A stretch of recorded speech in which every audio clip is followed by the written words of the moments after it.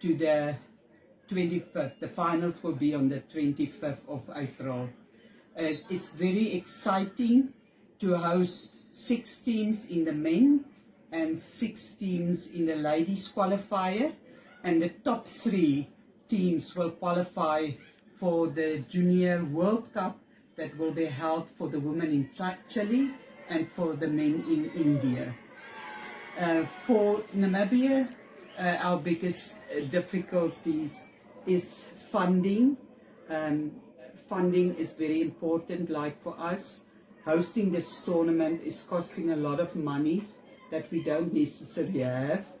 But also, we've last hosting the same qualifying tournament in 2016. And that was also the last time that our teams really participated in such a under 21 qualifying event. Funding is so important because it helps us to not only making like the hosting of such an event, bring it to Namibia, but it's also important that we help with make it affordable for our players to go and attend international events. We also need funding to make development, grassroots development, to reach out to the rest of the country.